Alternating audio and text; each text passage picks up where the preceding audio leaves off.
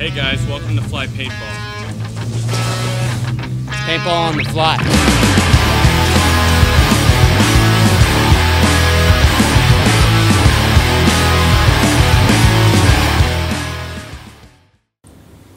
Hey guys, welcome to Fly Paintball. It's Tristan And Michael. and today we wanted to do a comparison video on the Dangerous Power G3 and the Invert Mini. These are two guns that a lot of you have said you are looking at buying, and we're really curious to know how the two size up against each other. So what we want to do today is kind of tell you what we think of the two when you compare them, and you can sort of look at it from the perspective of what you're looking for in a gun, so you can figure out which one would best work for you. First off, we're going to talk about packaging. They both come in cardboard boxes, but we're going to give it to the Mini. The Mini's is a little bit nicer, and the other thing about it too is the Mini's box is designed to where the gun can come right out of the box and you can play with it.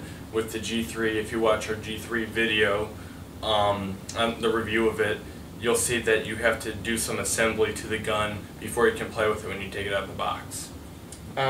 As far as manual is concerned, the Mini takes this category. The Mini has a small manual. It's colored. It's very easy to read and find out what you need just within the booklet. The G3 has a poster, which is very inconvenient, and that's why the Mini takes that category. As far as durability, we're giving it to the Mini. The Mini feels more durable and solid in your hand. It feels like what it's made out of, and it feels like a very solid gun, so that's why we're giving it to the Mini.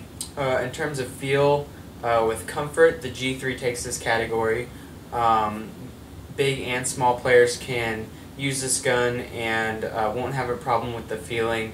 Some people don't like the way the Mini feels in the hands just because it's so compact, so the G3 wins that category. Okay, as far as barrels, they're both good. You've got your 12-inch and your 14-inch. They shoot about the same. So on that one, we're giving it to them both because they both pretty much shoot the same, but we think with either of them, going with aftermarket barrels is probably your best option. In terms of feed neck, the G3 wins this category simply because it has the simplest of the two feed necks. You don't need a tool in order to adjust the tightness of it. With the Mini, you need an Allen key. So the G3 wins the feed neck category. As far as triggers, we're giving it to the G3 on this one. Both triggers have side play. They're both not the best triggers in the world. You got one 3-point adjustable trigger, one 2-point adjustable trigger.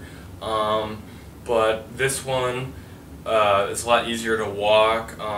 It's just more comfortable to play with. So as far as the two triggers, the G3 wins out. In terms of ASA, the G3 wins this category because the Mini doesn't have the on-off ASA. The G3 does have the on-off ASA, and it does have the flip switch on-off ASA, which is just amazing. So the G3 is going to take this category too. As far as macro line, we're giving it to the Mini. Why? Because it doesn't have one, and so that's basically why we're giving it to it. We honestly feel that macro line has always been a problem, and that our hope is that all guns in the future will come without them. In terms of eyes and detents, the G3 takes this category. Now they both use the same kind of detents, but the eyes with both guns, the G3 is a little bit easier to get to because it has the side paneling. The Mini you have to take apart in order to get to the eyes because the eyes are directly connected to the optic board. So the G3 takes the category in terms of eyes and detents. As far as general maintenance, we're going to give it to both because both of them are quite easy to maintain, take care of, take apart, disassemble, that sort of thing. They're both real easy, very few parts, so both of them went out in that category. For programming, the Mini takes this category. In order to switch modes, all you need to work with is a button and a trigger.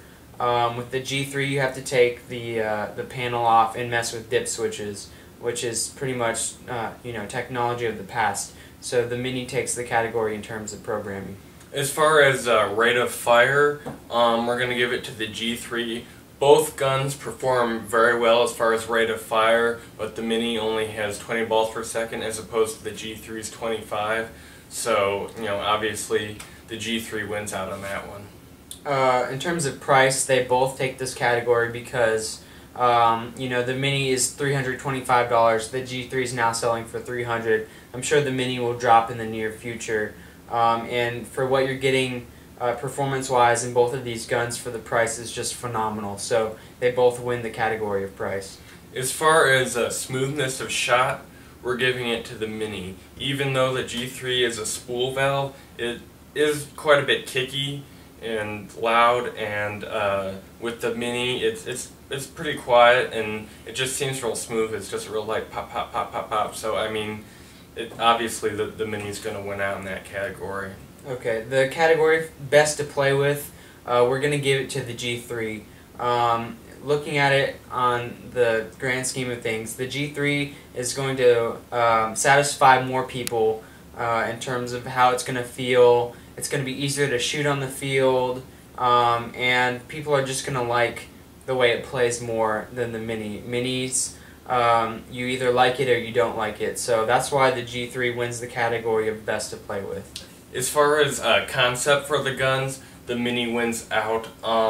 Invert tried to be real innovative with their gun, and they did a lot of things that were different. They had all the air running through the grip, all the electronics, the board and everything were in the forward, and the gun itself is very small and compact, which is great, especially if you're like a front player and that sort of thing. You have a real tight, setup there. So as far as concept goes, the Mini wins out in that category. And that's about it, guys. That's the comparison of these two guns. I think we covered everything, but if you feel like you want to talk about something else, ask us a question. We'll be more than happy to tell you which gun we think takes that category. And I think that's about it. Do you have anything else? No, that's pretty much it. Overall, we like both these guns, but as you saw in this video, the different ones have different things that we like better about them. And I hope we answered all the questions for all of you who had been in conversation with us about these two guns and were thinking about buying them. So we hope we answered all your questions. But that's about it. Alright, thanks for watching. Stay fly. And we'll see you next time.